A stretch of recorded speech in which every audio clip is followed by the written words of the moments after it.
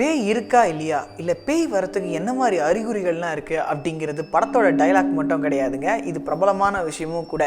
ஆக்சுவலாக ஆவி பற்றின ரிசர்ச் அப்படிங்கிறது பல நூற்றாண்டுகளாகவே போயினுதுன்னு வச்சிங்களேன். இப்போ ஏன் நான் திடீர்னு எடுத்து இதை பேசுகிறேன் அப்படின்னா, சினிமா படங்கள்லாம் இப்போ பேய் படம் நிறைய வர ஆரம்பிச்சிருக்கு, அதனால் எடுத்து பேசுகிறேன் அப்படின்னு கேட்டிங்கன்னா அது கிடையாது கான்செப்ட்டு. ஆக்சுவலாக கான்செப்ட் என்ன அப்படின்னா, மறைந்த தலைவர்களுடைய ஆவி என்கிட்ட வந்து பேசிச்சு, அவர் ஆட்சி என்கிட்ட தான் கொடுக்க சொல்லிச்சு அப்படின்ட்டு நிறைய பேர் அவங்களுடைய பெரிய தலைவர்களுடைய மறைவுக்கு பின்னாடி பேச ஆரம்பிச்சிட்டாங்க. உதாரணத்துக்கு இப்படியே சொல்லலாம்னு வச்சிங்களேன், எம்ஜிஆர் ஆவி வெர்சஸ் ஜெயலலிதா ஆவி. முன்னாள் முதல்வர் ஜெயலலிதா மறைவுக்கு பின்னாடி அவங்க செஞ்ச நல்ல காரியம்லாம் பேசப்பட்டதோ இல்லையோ, அவங்களுடைய ஆவி என்கிட்ட இதை பேசிச்சு அதை பேசிச்சு அப்படின்ட்டு ஒரு ஊர்ல இருந்தும் ஒருத்தர் டிசைனாக கதை சொல்லிட்டு இருந்தாங்க. அண்ட் இதெல்லாம் கேட்கறதுக்கு வேடிக்கையாக தான் இருந்தது ஒரு சைடு. இந்த ஆவி பிரச்சனை அப்படிங்கிறது ஜெயலலிதாவுக்கு மட்டும் நடக்கவே இல்லை. முன்னாள் முதலமைச்சர் மறைந்த எம்ஜிஆர் அவர்களுடைய ஆவி என் வீட்டுக்கு வந்தது, என்கிட்ட இதை பேசிச்சு அப்படின்ட்டு அவருடைய ரசிகர்கள் நிறைய பேரும் கூட பல கதைகள் கட்டவிழ்த்து விட்டுருந்தாங்க. இந்த ரெண்டு நபர்களும் தமிழ்நாட்டில் இருக்கும்பொழுது, ஆட்சி செய்யும் பொழுது அவங்க பட்ட அவஸ்தையை விட அவங்க இறந்து பின்னாடி அவங்க ஆவிகள் பட்ட அவஸ்தை தான் அதிகம் அப்படின்னு சொல்லணும். அந்த அளவுக்கு மக்கள் மட்டும் இல்லாமல் அரசியல்வாதிகளும் இந்த ஆவிகளை வச்சு நிறைய பாலிடிக்ஸ், அதாவது அரசியல் பண்ண ஆரம்பிச்சிட்டாங்க அப்படின்னு தான் சொல்லணும்.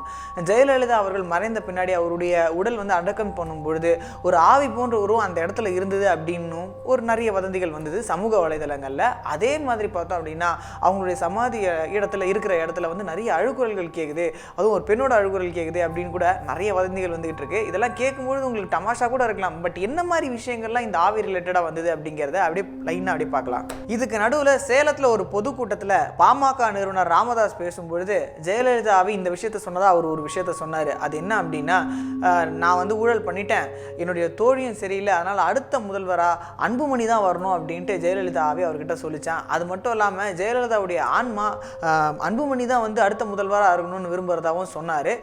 இது வந்து நகைச்சுவைக்கு வேணால் நல்லா இருக்கலாம், பட் அவர் என்னமோ சீரியஸாக சொல்லி ஆவிக்கும் ஒரு அரசியல் சாயம் பூசி விட்டார். பழனியை பூர்வீகமாக கொண்ட ஜோதிடர் அசோக்ஜி அப்படிங்கிற ஒரு ஷோக்காக ஒரு விஷயத்த சொன்னார்.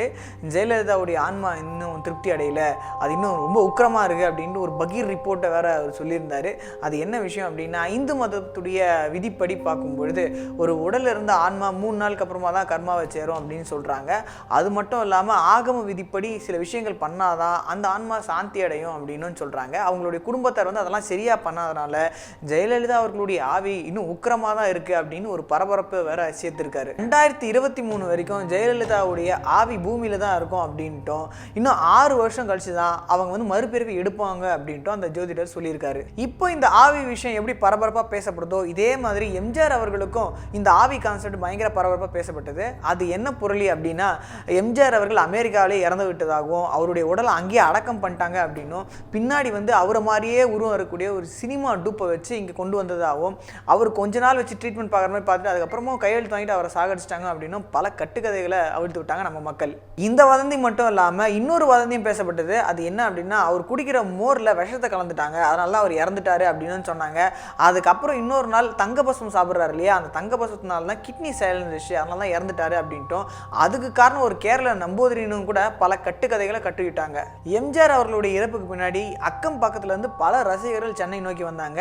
அவருடைய சமாதி அருகில் காது வச்சுட்டு டிக் டிக்னு சவுண்டு கேட்குது, அது அவருடைய ரோலக்ஸ் வாட்ச் தான் அப்படின்னு சில பேர் சொன்னாங்க. இன்னும் சில பேர் இல்லை அவருடைய இதய துடிப்புன்னாங்க. ஏன் ஒருத்தர் ரொம்ப ஆவேசப்பட்டு உயிரோடு அவரை போஸ்ட்டாங்க அப்படின்ட்டு சமாதியை உடைக்கிறதுக்குள்ள ட்ரை பண்ணியிருக்காங்க. இப்படி பல வதந்திகள் சென்னைக்குள்ளே இருந்தது அப்படின்னா, கிராமப்புறங்கள்லாம் வேற மாதிரி வதந்தி எம்ஜிஆர் இருந்ததுக்கு அப்புறம் இருந்தது. இந்த மாதிரி மறைந்த எம்ஜிஆர் வந்து என் முன்னாடி வந்தார், என்னப்பா முனியா சாப்பிட்டியான்னு கேட்டார், சௌக்கியமாக இருக்கியா கேட்டார் அப்படின்ட்டு பல பேர் சொல்ல ஆரம்பிச்சிட்டாங்க. இந்த மாதிரி வதந்திகளுக்கெல்லாம் உச்சங்கட்டமாக மேகத்திலே எம்ஜிஆர் முகம் தெரியுது அப்படின்னு ஒரு கட்டத்தில் சொல்ல ஆரம்பிச்சிட்டாங்க. இப்படி பல முட்டாள்தனமான கதைகள் ஒரு பெரிய தலைவர்கள் இறக்கும் பொழுதும் பல மக்களால் சொல்லப்படுது. இது சில பேர் வந்து அன்புனாலே அந்த ஆசையினாலும் சொல்கிறாங்க, சில பேர் அரசியல் பண்ணணும் அப்படின்னு சொல்கிறாங்க. எங்கேயும் அரசியல் எதுலேயும் அரசியல் அப்படின்னு பார்த்தா ஆவியில் கூட கடைசியாக அரசியல் அப்படிங்கிற மாதிரி ஆக்கிட்டாங்க. ஸோ நமக்கெல்லாம் நல்லது பண்ணுற ஏதாவது ஒரு தலைவர் வருவாரா அப்படின்ட்டு இப்போல்லாம் மக்கள் ரொம்ப எதிர்பார்ப்போட காத்துக்கிட்டு இருக்காங்க. ஸோ நம்மள யாரும் இதை பார்த்துக்கிட்டு இருக்க யாரும் கண்டிப்பாக இந்த ஆவி பற்றின கட்டுக்கதைகளை 1% நம்பியிருக்க மாட்டோம். இருந்தாலும் இந்த மாதிரி கட்டுக்கதைகள் இன்னும் உலாவுது, அது டிஜிட்டல் மீடியாவில் கூட உலாவுது அப்படிங்கிறது தான் வருத்தப்பட வேண்டிய விஷயம். எது எப்படி இருந்தாலும் நமக்கான ஒரு நல்ல தலைவர் வருவார். அவர் வரல அப்படின்னா ஜல்லிக்கட்டு விஷயம் மாதிரி நம்மளே நேரடியாக இறங்கி போராட்டம் தான் கிடைக்கும் அப்படின்னு நினைக்கிறேன். இந்த ஆவி பற்றின கட்டுக்கதைகள் எப்படியெல்லாம் வந்திருக்கு அப்படிங்கிறத பற்றி பார்த்தோம். மீண்டும் அடுத்த ஒரு எபிசோடில் இது மாதிரி இன்ட்ரெஸ்டிங்கான விஷயத்தோடு உங்களை சந்திக்கிறேன். நன்றி, வணக்கம். லங்கா ஸ்ரீ, உலகத் தமிழர்களின் இதய துடிப்பு.